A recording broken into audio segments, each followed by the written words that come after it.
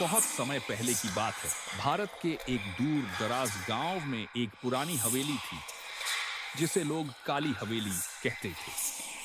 हवेली सालों से बंद थी, दीवारों पर काई जमी थी, खिड़कियां टूटी हुई थीं और रात होते ही वहां से अजीब अजीब आवाजें आने लगती थीं। गांव वाले कहते थे, जो भी उस हवेली में गया वो कभी पहले जैसा वापस नहीं आया।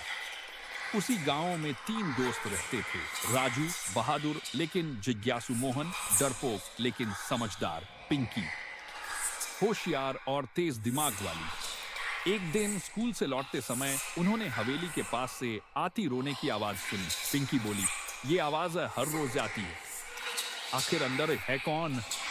राजू ने हंसते हुए कहा, डर किस बात का, आज रात चलकर देखते हैं। मोहन डर गया लेकिन दोस्तों को अकेला नहीं छोड़ पाया। रात के ठीक 12 बजे तीनों टॉर्च लेकर हवेली पहुंचे।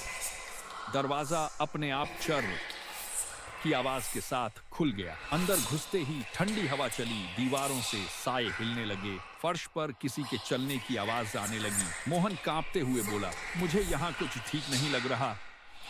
हवेली के बीचों बीच एक पुराना आईना रखा था। जैसे ही राजू ने उसमें देखा, आईने में उसका चेहरा नहीं बल्कि एक डरावनी औरत दिखाई दी जिसकी आंखें काली थीं और बाल जमीन तक लटके थे। अचानक आईने से आवाज आई, मेरी कहानी सुने बिना कोई यहां से नहीं जाएगा। वो आत्मा थी कमला देवी। सालों पहले उसी हवेली में उसकी हत्या कर दी गई थी।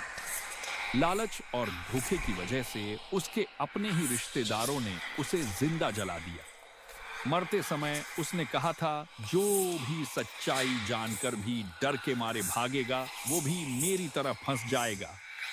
आत्मा ने तीनों को एक कमरे में बंद कर दिया। कमरे में लिखा था, सच और हिम्मत ही बाहर का रास्ता है। मोहन ने डर पर काबू पाया, पिंकी ने दिमाग लगाया और राजू ने हिम्मत दिखाई। तीनों ने मिलकर गांव वालों को सच्चाई बताने का वादा किया। तभी एक जोरदार आवाज हुई, दरवाजा खुल गया।